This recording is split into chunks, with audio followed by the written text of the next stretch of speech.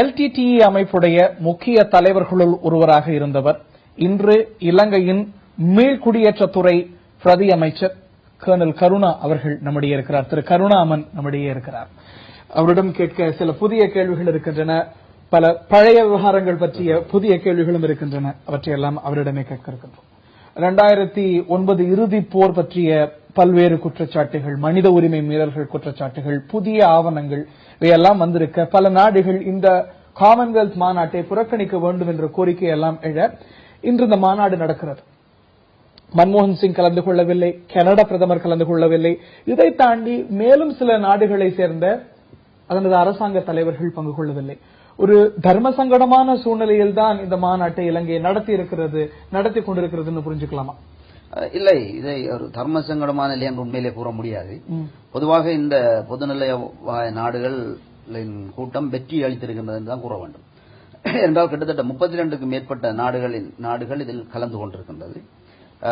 குறிப்பாக சில நாட்டின் தலைவர்கள் வராவிட்டாலும் அவர்களின் பிரதிநிதிகளை தற்பொழுது அனுப்பி வைத்திருக்கின்றார்கள். அது ஒரு பெருமைக்குரிய விடயம். உதாரணமாக இந்தியா அரசாங்கம் மன்மோகன் சிங் அவர்கள் வராவிட்டாலும் பிரதமர் வெளிவார அமைச்சரை இங்கு அனுப்பி வைத்திருக்கின்றார். அதற்கான காரணம் முக்கியம் இல்லையா? அரசாங்க தலைவர்கள் கலந்து கொள்ளாதது, அதுவும் அதற்கான காரணம் அப்படிங்கிறது இங்க இருக்கக்கூடிய குற்றச்சாட்டுகள் அப்படிங்கும்போது ஒரு சர்வதேச ரீதியில் ஒரு தர்ம சங்கடத்தை ஏன் ஏற்படுத்தல? இல்லை, அவ்வாறு நாங்கள் பார்க்க முடியாது. பொதுவாக இந்தியாவை பொறுத்தவரையில் உள்நாட்டிலே பல பிரச்சனைகள் இருக்கின்றது. வருகின்ற வருடம் ஒரு தேர்தல் வருடமாக இருக்கின்றது. இந்தியாவிலே பிரதம மந்திரிக்கான தேர்தல் வருவதற்கு வாய்ப்பு இருக்கின்றது. அவ்வாறான கட்டங்களில் பல எதிர்ப்புகளை உள்நாட்டிலே மீறி பிரதமர் வருவது என்பது அவர்களுடைய பிரச்சனை. தேர்தலை மனசுல வச்சுக்கிட்டு தான் இந்த புறக்கணிப்பு நிச்சயமாக அதுக்காக ஒரு முக்கிய காரணம். பொதுவாக இந்திய அரசாங்கத்தை பொறுத்தவரையில் நான் விடுக்கும் அன்பான வேண்டுகோள், குற்றச்சாட்டா பார்க்கலாமா தேர்தலை கருத்துல கொண்டு மன்மோகன் சிங் இதை புறக்கணிப்பு? ஆமா, உண்மையிலேயே அதுதான் வெளிப்படையான காரணமாக இருக்கின்றது. பொதுவாக பார்க்க போனால் பிரதமர் மன்மோகன் சிங் வருவதாக கூறியிருந்தார். நாங்கள் உண்மையிலேயே வரவேற்றிருந்தோம். ஏனென்றால் வந்திருந்தால் இன்னும் மிக வாய்ப்புகள் அல்லது மிக நன்மைகள் தமிழர்களுக்கு வருவதற்கு வாய்ப்பு இருந்தது. அவை இதை தமிழ்நாட்டு அரசியல்வாதிகளும் அரசியல் தலைவர்களும் உண்மையிலே அவர்களின் ஆதரவு, அவர்களின் குரல்களை நாங்கள் உண்மையிலே மதிக்கின்றோம். என்றால் எங்களுக்கு தமிழ்நாட்டு அரசின் உதவிகள் தேவை, ஒத்தாசை தேவை, அவர்களின் அரவணைப்பு தேவை என்பதில் எதுவித மாற்றமும் இல்லை. உண்மையிலே நான் வரவேற்கின்றேன் குரல் கொடுப்பதை. ஆனால் பங்காளிகள் அல்லாமல் விலகி நின்று கொண்டு எந்த நாளும் வேடிக்கை பார்த்துக் கொண்டு நாங்கள் குரல்களை கொடுப்பதால் எதுவித மாற்றமும் இங்கு வரப்போவதில்லை. ஆகவே அதனால் இந்த மாநாடு தோல்வியடைய போவதும் இல்லை. உண்மையிலே இது வெற்றி அளித்திருக்கின்றது. இன்று இதில் முக்கியமான வெற்றி என்னவென்றால், இன்று இளவரசர் சார்ல்ஸ் கலந்து கொண்டிருக்கின்றார், பிரிட்டிஷ் பிரதமர் கலந்து கொண்டிருக்கின்றார், அவர் வடக்கு மாகாணத்துக்கு செல்கின்றார். உண்மையிலே அதுதான் தேவையான விடயம். ஏனென்றால் இன்று அவர் பல குற்றச்சாட்டுகளை அவர் அரசாங்கத்தின் மீது முதல் செலுத்தியிருந்தாலும் இன்று அவர் நேரடியாக வந்து வடமாநிலத்துக்கு செல்வது என்பது உண்மையிலே வரவேற்கக்கூடிய விடயம். ஏனென்றால் நேரடியாக சென்று வருகின்ற பொழுது பல மாற்றங்களை உருவாக்கலாம். இது ஒரு வெற்றிகரமான மாநாடுன்னு நீங்க சொல்ல வரீங்கன்னு புரிஞ்சுக்கலாம்.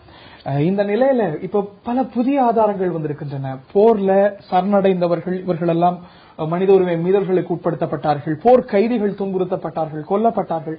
குறிப்பாக இசைப்பிரியா இந்த ஒரு கிராஸ் ஃபயர்ல சாகல, டார்ச்சர் செய்து கொல்லப்பட்டிருக்கிறார் அப்படிங்கிற ஆதாரம் வந்திருக்கிறது. ஒரு பெரிய பின்னடைவை தந்திருக்கிறதா ஸ்ரீலங்காவுக்கு? பொதுவாக யுத்தம் என்பது என்னை பொறுத்தவரை யுத்த களம் என்பதில் இரக்கம் பார்ப்பதற்கு எதுவித வாய்ப்பும் இல்லை.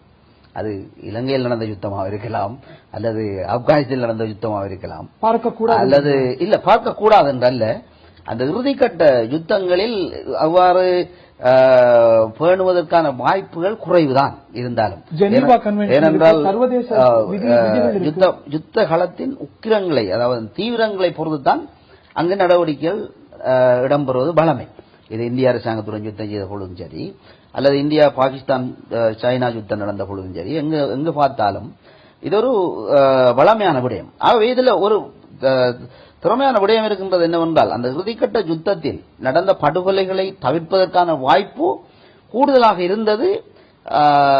இதை யார் மீது நான் உண்மையிலே குற்றம் சாட்டுவேன் என்றால் விடுதலை புலிகள் இயக்கத்தின் மீது தான் இதை உண்மையிலே நான் குற்றம் சாட்டுவேன். என்றால் அந்த யுத்தத்தை நிறுத்தி ஒரு பேச்சுவார்த்தையூடாக தீர்வு எடுப்பதற்கு பல வாய்ப்புகள் இருந்தது.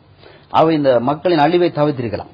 என்றால் நாங்கள் விடுதலை போராட்டம் என்று கூறிக்கொண்டு தொடர்ச்சியாக மக்களின் படுகொலைகளை அனுமதித்துக் கொண்டு அல்லது மக்களை இழந்து கொண்டு இருப்பது உண்மையிலேயே ஒரு போராட்டமாக நாங்கள் கருத முடியாது. ஏனென்றால் உங்களுக்கு தெரியும் இந்த விடுதலை போராட்டம் என்பது ஆரம்பிக்கப்பட்ட காலத்தில் உண்மையிலே தமிழ்நாட்டு மக்களும் இந்திய அரசாங்கமும் பாரிய உதவிகளை அளித்தார்கள், உண்மையில் வரவேற்றார்கள். எப்பொழுது விடுதலை புலி இயக்கம் ஒரு பயங்கரவாத இயக்கமாக மாற்றமடைந்ததோ, எப்ப மாற்றமடைந்தது? அது உண்மையிலே அது மாற்றமடைந்த காலம் எப்பொழுது என்றால் விடுதலை புலி தலைவர் பிரபாகரன் ராஜீவ்காந்தி அவர்களை, இந்திய முன்னாள் பிரதமர் ராஜீவ்காந்தி அவர்களை படுகொலை செய்ததன் பிற்பாடு உண்மையிலே விடுதலை புலி இயக்கத்தை முதலாக இந்திய அரசாங்கம் தடை செய்தது பயங்கரவாத இயக்கம். அதற்கு பிறகு 2004 வரைக்கும் அந்த இயக்கத்தில் இருந்திருக்கீங்க. ஆமாம். ஆகவே அந்த வாய்ப்பை மாற்றுவதற்கு நானும் பல தடவை முயற்சி எடுத்துக்கின்றேன், இல்லை என்பதற்கு இல்லை. இல்ல, நீங்க அந்த நீங்க ராஜீவ்காந்தி படுகொலையை குறிப்பிட்டீங்க. இன்னைக்கும் கூட சர்ச்சைகள் இருக்கிறது, அதை செய்தது புலிகளே அல்ல அப்படின்னு எல்லாம் சொல்லப்படுகிறது. இன்னொரு பக்கம் பிரபாகரன் ஒரு பத்திரிகையாளர் சந்திப்பில அது துன்பிய நிகழ்வு அப்படின்னு சொன்னார். அந்த தருணத்துல விடுதலை புலிகள் அமைப்புல பிரபாகரனோட நெருங்கி இருந்த சமயம் அது புலிகளால் தான் செய்யப்பட்ட கொலை அப்படின்னு உங்களால் அதுக்கு ஆதாரம் இருக்கின்றது. ஏனென்றால் அதை அந்த சமயத்துல நடந்த நிகழ்வுகளை உண்மையிலே விடுதலை புலி தலைவர் பிரபாகரன் என்பவர் ஒரு தன்னிச்சையாக முடிவெடுத்து செயற்படக்கூடிய ஒருவர். எப்பொழுதுமே அவர் ஆலோசனைகள் எடுப்பதோ அல்லது ஒரு செயற்படுவதோ அல்ல அதாவது ஒரு நாட்டுடன் இந்திய அரசாங்கம் இங்கு வருகை வந்தது, அதனுடன் நாங்கள் யுத்தம் செய்தோம், யுத்தத்துடன் அதை நிறுத்தியிருக்கலாம், அதையும் கடந்த ஒரு பழிவாங்கல் நிகழ்வாக அதை பார்த்தது என்பதுதான் அந்த பாதிப்பு உருவாக்கியது. அதாவது எப்பொழுது ராஜீவ்காந்தி அவர்களை விடுதலை புலி இயக்கம் கொலை செய்ததோ அதன் பிற்பாடு இந்திய அரசாங்கம் தான் முதலிலே விடுதலை புலி இயக்கத்தை பயங்கரவாத இயக்கமாக தடை செய்தது. அந்த கொலை செய்ய போறதுக்கு முன்னாடி உங்களுக்கு தகவல் உண்டா? இல்ல, உண்மையிலேயே அது தெரியாது. தகவல் இவருக்குமே தெரிவதற்கு வாய்ப்பில்லை. 2 பேர் இதில் சம்பந்தப்பட்டவர்கள் உண்மையிலே விடுதலை புலி ஊர்ஜிதப்படுத்திக்கிட்டு இல்ல, சம்பவம் நடந்த பிற்பாடு நடந்த உரையாடல்கள் கலந்து கொண்ட விடயங்கள்ல பலர் எதிர்ப்பை காட்டியிருந்தார். உண்மையிலே விடுதலை புலி இயக்கத்தில் அன்னம்பாலசிங்கம் கூட விடுதலை புலி தலைவர் பிரபாகரனும் தனது எதிர்ப்பை காட்டியிருந்தார். சம்பவம் நடந்த பிற்பாடு, நடப்பதற்கு முன்பு எவருக்குமே தெரியாது சம்பவம் நடக்க போகிறது உட்பட ஒருவருக்குமே தெரியாது. அதன் பிற்பாடு உண்மையிலே குற்றஞ்சாட்டியிருந்தார்கள், இதை செய்திருக்க கூடாது, செய்திருக்காம இருந்திருந்தால் இன்றைக்கு மாற்றம் வந்திருக்கும். அதுதான் ஒரு திருப்பு முனையாக அமைந்த விடயம். என்றாவது உறுதிப்படுத்தினாரா நாம் தான் எல்டிடி தான் கொன்றது அப்படின்னு பிரபாகரன் உங்கள்கிட்ட உறுதி சொன்னாரா? இல்ல, அதன் பிற்பாடு பல பேர்கிட்ட அவர் கூறியிருக்கிறார். அது எல்லாருக்கும் தெரிந்த விடயம். அங்கு பங்கு பற்றிய ஒரு போராளி கூட அனைவருக்கும் தெரிந்த ஒரு போராளி. ஆகவே அது வெளிப்படையான ஒரு விடயம். சம்பவம் நடந்ததன் பிற்பாடு ஒரு வெளிப்படையான விஷயம். ஆகவே இந்த சம்பவத்தை தவிர்த்திருந்தால் உண்மையிலேயே இந்த விடுதலை போராட்டம் வெற்றி அளிப்பதற்கு வாய்ப்பு இருந்தது. ராகுல் காந்தியிடமும் பிரியங்கா காந்தியிடமும் நான் பேசணும் அப்படின்னு குறிப்பிட்டீங்க, பேசினீங்களா? அதுக்கான முயற்சி செஞ்சீங்களா? ஏன் பேசணும்னு நினைச்சீங்க? இல்ல, நாங்க பேசணும்ன்றது முக்கியமாக நாங்க எடுத்த கருத்துல என்ன காரணம் என்றால், இந்திய அரசாங்கம் என்பதின் உதவியும் ஒத்துழைப்பும் எங்களுடைய தமிழ் மக்களுக்கு நிச்சயமாக தேவை. இதில் மாற்று கருத்துக்கு இடமில்லை. ஆகவே இந்த சம்பவத்தை கொண்டு இந்திய அரசாங்கம் இலங்கை தமிழர்களை புறக்கணித்து விடக்கூடாது என்பதை ஒரு வேண்டுகோளாக விடுக்க வேண்டும் என்பது என்னுடைய உண்மையில் வேறொரு காரணமும் அல்ல. என்றால் இன்று நாங்களும் நீண்ட காலமாக எங்களுடைய தமிழ் மக்களை வாழ வைக்க வேண்டும், ஒரு சிறந்த நிலை கொண்டு வர வேண்டும் என்பதில் பங்கெடுத்து வருகின்றோம். இன்று கூட அதற்காக வடிவங்களை மாற்றி இன்று சிறந்த முறையில் செயற்பட்டு வருகின்றோம். ஆகவே இந்த நீங்கள் முதல் கேட்ட சம்பவங்களுக்கு கேள்விகளுக்கு வருகின்ற பொழுது இந்த யுத்த அழிவு என்பது உண்மையிலே அதுக்கு பிற்பாடு கூட பல வாய்ப்புகள் இருந்தது. என்றால் நாங்கள் இலங்கை அரசாங்கத்துடன் ஸ்காண்டினேவியன் நாடுகளினுடைய மத்தியஸ்துடன் பல தடவைகள் பேச்சுவார்த்தையை கூட நடத்தியிருந்தோம். என்றால் இதை ஒரு ஜனநாயக ரீதியில் இந்த போராட்டத்தை வெல்வதற்கான வாய்ப்பு. என்றால் யுத்தம் என்பது உண்மையிலேயே ஒரு கிட்டத்தட்ட 30 வருடங்கள் தொடர்ச்சியான ஒரு போராட்டமாக இந்த போராட்டம் மாற்றமடைந்திருந்தது. அதாவது இந்த யுத்தம் ஒன்று நீண்டு கொண்டு செல்லுமாக இருந்தால் உண்மையிலே ஒரு முடிவு காண முடியாது. எனக்கும் அது தெரியும். என்னன்னா நாங்கள் யுத்தத்தில் இருக்கக்குள்ள உணர்ந்து கொண்டும் இது ஒரு நீண்டு கொண்டு ஒரு யுத்தத்தை ஒரு முடிவுக்கு கொண்டு வந்து ஒரு பேச்சுவார்த்தையினூடாக அல்லது ஒரு ஜனநாயக நீரோட்டத்தில் கலந்து எங்களோட உரிமைகளை பெற்றுக் கொள்றதுக்கான ஒரு வாய்ப்பை நாங்கள் ஏற்படுத்த வேண்டும் என்பதுதான் என்னுடைய நோக்கமாக இருந்தது. எந்த ஆண்டுல?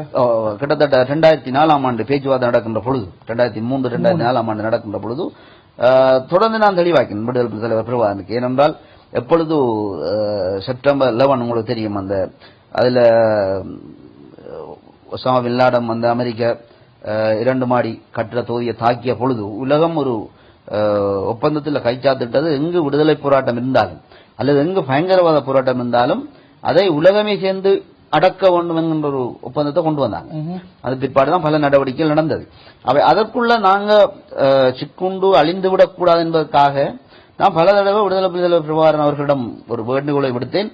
இந்த வடிவத்தை மாற்றி நாங்கள் ஒரு ஜனநாயக ரீதியில் கலந்து கொள்கின்ற பொழுதுதான் எங்களுடைய உரிமைகளை நாங்கள் பெற்றுக்கொள்ளலாம், எங்களுடைய மக்களையும் உயிர் வாழ்வதற்கு காப்பாற்றிக் கொள்ளலாம். என்றால் விடுதலை போராட்டம் என்பது உண்மையில் ஒரு பிடிவாதமாக நாங்கள் போய்கொண்டிருந்தால் அழிவைத்தான் சம்பாதிக்கலாம். அவர் அதற்கு சம்மதிக்கவில்லை. அதுக்கு முன்னாடி நடந்த விஷயங்களை சொல்லிருக்கீங்க, ஆனாலும் இந்த நேயர்களுக்கு சொல்லுங்க, எதனால் அந்த பிரிவு ஏற்படுது, ஏன் 2004 பிரிவீங்க? குறிப்பாக 2004 சிறந்த ஒரு வாய்ப்பு ஒன்று வந்தது. பொதுவாக நீங்க கூறியதை போன்ற விடுதலை புலி இயக்கத்திலே யுத்த களங்களுக்கு பொறுப்பாக இருந்தவர் நான். அனைத்து யுத்தங்களிலும் பங்கு பெற்றிருக்கணும், அனைத்து யுத்தங்களையும் வெல்வதற்கு காரணமாக இருந்ததும் நான் தான், எதுவித சந்தேகம் இல்லை. ஆனால் தொடர்ந்து இந்த யுத்த களங்களை நாங்கள் வென்றிருக்கிறோமே ஒழிய அந்த இறுதி இலக்கை வெல்வதற்கான வாய்ப்பு அங்கு இருக்கவில்லை. அதுக்கு முதலாவது காரணம் என்னன்னா, நாங்க இந்தியாவை எதிர்த்தோம். இந்திய அரசாங்கத்தில் ஆதரவு இல்லாம இங்க ஒரு விடுதலை போராட்டம் வெல்றதோ அல்லது ஒரு தனிநாடு உருவாகிறதோ என்பது ஒரு பகல்கனவான விடயம் தான். அது ஒருபோது நடக்க போற ஒரு விடயம் அல்ல. என்ற ஒரு அண்டையில் இருக்கிற ஒரு நாடு, இந்திய நாடு, பெரிய ஒரு பிரபாகரனுக்கு மாற்று கருத்து இருந்ததா? இந்தியா அவர் அதை மீறி வெல்லலாம் என்கின்ற ஒரு நோக்கம் ஒன்று இருந்தது. ஆனா அது உண்மையே நடக்க போற விடயம் இல்லை, என்றால் அது எல்லாருக்கும் தெரிந்த விடயம். அவை அதிலிருந்து விடுபட்டு ஒரு யுத்தத்தை நிறுத்தி ஒரு நல்ல வாய்ப்பை ஏற்படுத்துறதுக்கு 2003ஆம் ஆண்டு 2004ஆம் ஆண்டுல நடந்த பேச்சுவார்த்தைகள் ஒரு சிறந்த வாய்ப்பு. அது உலகத்தில பார்வையோட உலக மத்தியஸ்தத்தோட நடத்தப்பட்ட ஒரு பேச்சுவார்த்தை. அந்த பேச்சுவார்த்தையில சமஷ்டி முறையான தீர்வு எடுக்கிறதுக்கு ஒரு வாய்ப்பு வந்தது. அப்ப நாங்க கடைசியாக ஒஸ்லோவில் பேசிக் கொண்டிருக்கின்ற பொழுது கிட்டத்தட்ட 6 கட்ட பேச்சுவார்த்தை நடந்தது. அதுல நானும் கலந்து கொண்டேன். அப்ப அதுல இறுதியாக அவர்கள் அந்த சமஷ்டி முறையான தீர்வு எடுக்கும்படி கேட்டுக்கொண்டார்கள். அதை ஏற்றுக்கொள்ளும்படி கூறி நான் தான் அழுத்து கூறினேன். என்றால் அந்த சமஷ்டி முறையான தீர்வை எடுத்து அண்டம் பாலசிங் அவர்களுக்கு கைச்சாத்திடும்படி நான் கூறினேன்.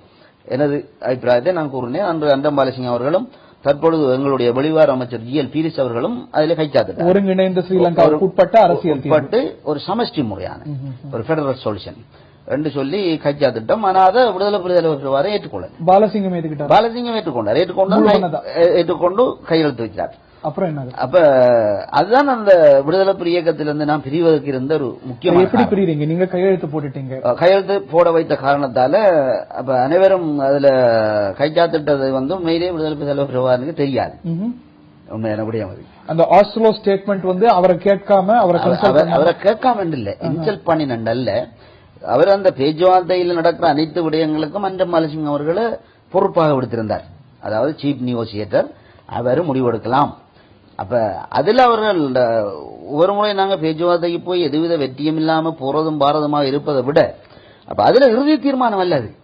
அதுல ஒரு சின்ன ஒரு ஸ்டேட்மெண்ட் தான் அது. இங்கிலீஷ்ல பார்க்க போனீங்கன்னா we will consider the federal solution என்றதெல்லாம் 2 தரப்பு கையெழுத்து வைக்கணும். ஆயிரக்கணக்கான மக்கள் இறக்குறாங்க அப்படிங்கிற செய்தி வரும்போது உங்களுடைய மனநிலை என்னவாக இருந்தது? வேதனைக்குரிய விடயம். அதை நீங்க அப்ப அந்த சமயத்துல ஐ திங்க் நீங்க அரசாங்கத்தோட நிறைய அழுத்தம் கொடுத்தீங்க. நிறைய அழுத்தம் கொடுத்தோம். அதாவது அழுத்தம் மாத்திரமல்ல, என்று அங்கிருந்து வெளியேறி வந்த மக்களை பாதுகாப்பாக அழைத்து முகாமிலே தங்க வைத்து அவர்களுக்கான உணவு எல்லாம் நடந்தது. ஒரு தவறான பிரச்சாரங்கள். ஏனென்றால் ஆரம்பத்தில் கூறினாங்க அங்கிருந்து வெளியேறி வர மக்கள் எல்லாம் முள்வேலி அடைச்சு வச்சிருக்கோம், இதுக்குள்ள அடைச்சு வச்சிருக்கோம், அரசாங்கம் தடுத்து வைக்க போன்றது. உண்மையிலே எல்லாம் தவறான பிரச்சாரங்கள். ஏனென்றால் இன்றைக்கு உங்களுக்கு தெரியும், இன்றைக்கு ஐநாவுடைய அறிக்கை, நபி பிள்ளையுடைய அறிக்கை, இவையெல்லாம் தவறு, ஆதாரமற்றது அப்படின்னு சொல்றீங்க. நிச்சயமாக நாங்கள் ஏற்றுக்கொள்ள முடியாது சிலவற்றை. என்ன காரணம் என்றால், இன்று நீங்கள் வடகிழக்கு சென்றால் இன்று ஒன்றை உணர்ந்து கொள்வீர்கள், அங்குள்ள மக்கள் எவ்வளவு நிம்மதியாக சந்தோஷமாக இன்றைக்கு வாழ்கிறார்கள் என்பது. என்ற யுத்த காலத்தில் அந்த மக்கள் பட்ட கொடுமைகள், மன அழுத்தங்கள், ஒரு அச்சத்துக்கு மத்தியில் வாழ்க்கைகள். ஆனால் இன்று ஒரு முற்றுமுழுதாக ஒரு சுதந்திரமான நிலையில் அந்த மக்கள் வாழ்றாங்க. இன்றைக்கு அவங்க தேவையான அரசியல் சக்தியில வாழ்றாங்கன்னு சொல்ல முடியும். நிச்சயமாக எதுவித குவிப்பு இருப்பதாக சொல்ல இல்லை, அதை ஏற்றுக்கொள்ள முடியாது. என்ன காரணம் என்றால், வடமானத்திலே யுத்தம் தற்பொழுது முடிவடைந்து 4 வருடங்கள் தான் ஆகின்றது. 4 வருடங்களுக்குள் முழு ராணுவத்தையும் வெளியேறு என்பது கூறுவது, உண்மையிலே முகாம்களை மூடிவிடுங்கள் என்று கூறுவது அழிக்கப்பட்டாங்க இல்ல. புலிகள் மீண்டும் தொடங்குவதற்கான வாய்ப்புகள் இல்லை. இல்ல, ராணுவங்கள் கட்டம் கட்டமாக அவர்கள் பின்வாங்குவதற்கான வாய்ப்பு இருக்கின்றது. என்றால் அதைத்தான் உங்களுக்கு கூறுவேன். கடந்த 4 வருடம் தான் யுத்தம் முடிவடைந்திருக்கின்றது. உங்களுக்கு ஒரு உதாரணம் தெரியும், ஆப்கானிஸ்தான் யுத்தம் முடிவடைந்து எத்தனையோ வருடங்கள் ஆகின்றது. இன்னும் அங்குள்ள வெளிநாட்டு படைகள் பின்வாங்கவில்லை. யுத்தமும் இல்ல, போலீஸ் அதிகாரம் வழங்குறதுக்கான அதுக்கான வாய்ப்பு. போலீஸ் அதிகாரம் என்பது உண்மையிலே என்ன பொறுத்தவரையில் ஒரு தேவையற்ற அதிகாரமாக தான் பார்க்கிறேன் நான். ஏனென்றால் இன்றைக்கு இலங்கை ஒரு சிறிய நாடு. இன்றைக்கு சட்டம் ஒழுங்கு இன்றைக்கு உண்மையிலே திறந்த முறையில் பேணப்படுது. எதுவித அது யாராக இருந்தாலும் சரி என்னவாக இருந்தாலும் சரி இலங்கையில் இருக்கின்றது ஒரே சட்டம் தான், அனைவருக்கான ஒரு சிறந்த ஒரு சட்டத்தை கொண்டு வரது. காணி அதிகாரம் என்பதில் நாங்கள் கவனமாக இருக்க வேண்டும். ஆனால் காணி அதிகாரம் தற்பொழுதும் இலங்கையை பொறுத்தவரையில் 3-4 விதமான காணி சட்டம் இருக்கின்றது. அந்த சட்டம் யாருக்கு கூடுதலாக இருக்கின்றது என்றால் மாவட்ட, அதாவது கலெக்டர் என்று நாம் இந்தியாவிலே கூறுவோம், இங்கே அரசாங்க அதிபர் என்று கூறுவோம். அரசாங்க அதிபருக்கு தான் கூடுதலான உரிமை இருக்கு அந்த காணிகளை கட்டுப்படுத்துறது.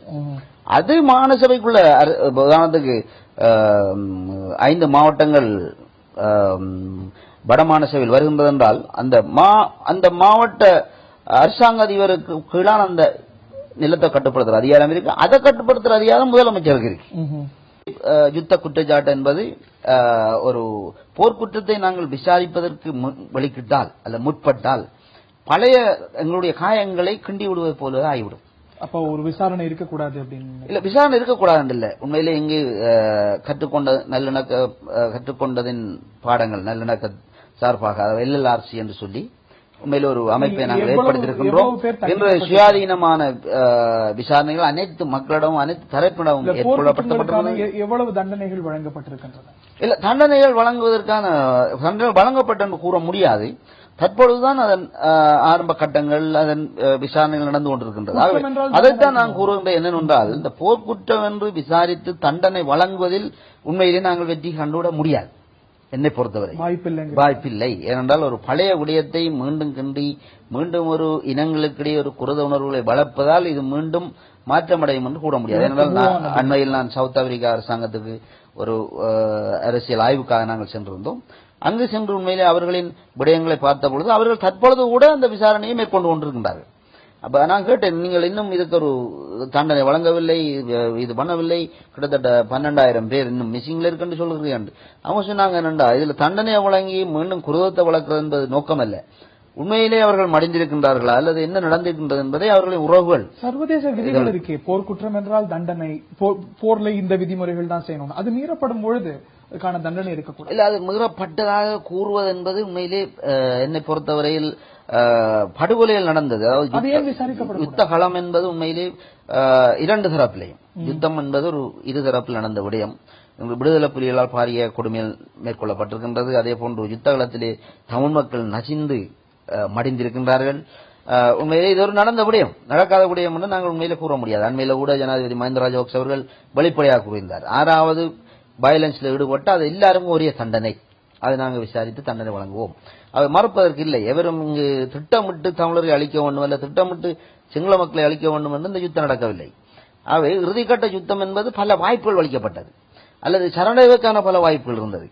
ஆனால் அன்று விடுதலை புலிகள் ஒரு சிறந்த விடுதலை போராளிகளாக அவர்கள் இருந்திருந்தால் இறுதி கட்டத்தில் அந்த மக்களை விடுவித்துவிட்டு அவர்கள் நின்று போரிட்டு மடிந்திருக்க வேண்டும். ஆனால் இன்று அவர்களும் மடிந்து விட்டார்கள், மக்களும் மடிந்து விட்டார்கள். அவை இறுதி கட்டத்தில் அவர்களை தமிழ் மக்களை ஒரு கேடயமாக பயன்படுத்தியிருந்தார்கள்.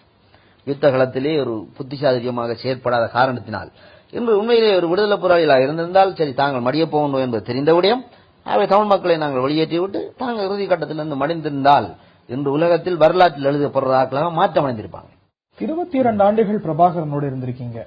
நந்திக்கடல் லகூன்ல அவருடைய உடல் கிடத்தப்பட்ட போது நீங்க தான் உறுதி செஞ்சீங்க அவருடைய உடல். அதை பார்க்கும்போது உங்களுடைய எண்ண ஓட்டம் என்னவாக இருந்தது? வருத்தப்பட்டீங்களா? தவறு செஞ்சோன்னு நினைச்சீங்களா? உங்களுடைய எண்ண ஓட்டம் என்னவா இருந்தது? உண்மையிலே ஒரு வேதனையான விடயம். அது என்ன காரணம் என்றால் இன்று ஒரு போராட்டத்தில் மடிவதுதான் வெற்றி அல்ல. இன்று விடுதலை புலி இயக்கம் சயனத்தை நாங்கள் களத்திலே அணிந்து கொண்டு போரிட்டோம், அதாவது எதிரிடம் பிடிவிடக்கூடாது, மடிந்து போகணும் என்று. ஆனால் ஒரு போராட்டத்தில் முற்றுமுழுதாக மடிந்து போவதுதான் ஒரு இறுதியான தீர்வு என்று நாங்கள் பார்க்க முடியாது. ஆகவே அதை மாற்றம் அடைந்து இன்று அவர் ஒரு மாற்றத்தை ஏற்படுத்தியிருந்தால் இன்று கூட உயிர் வாழ்ந்திருக்கலாம். உயிர் வாழ்வதன் முக்கியமல்ல, உயிர் வாழ்ந்திருக்கலாம் தமிழர்களுக்காக.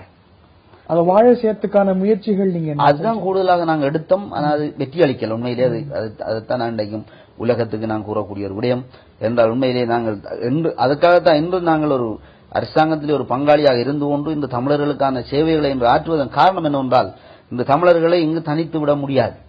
ஆகவே அதற்குள் நின்று துணிந்து குரல் கொடுத்து இன்று எங்களுடைய உரிமைகளை பெற்று எங்களுடைய பலங்களை பெற்று நாங்கள் பாரிய மாற்றத்தை கொண்டு வர வேண்டும் என்பதுதான் என்னுடைய நோக்கம். அதில் மாற்றத்தை நீங்க பார்க்கின்றீங்க. இன்று பாரிய அளவில் நாங்கள் அபிவிருத்திகளை செய்திருக்கிறோம். மக்கள் சுதந்திரமாக வாழ்கின்றார்கள். எதுவித மாற்றுக்கும் இடமில்லை. அவை என்ற ஒரு சிறந்த ஒரு நாட்டுக்குள் இலங்கை திருநாட்டுக்குள் இலங்கை மக்களையும் தமிழ் மக்களையும் ஒரு கௌரவமிக்க மக்களாக மாற்ற வேண்டும் என்பது எங்களுடைய நோக்கம்.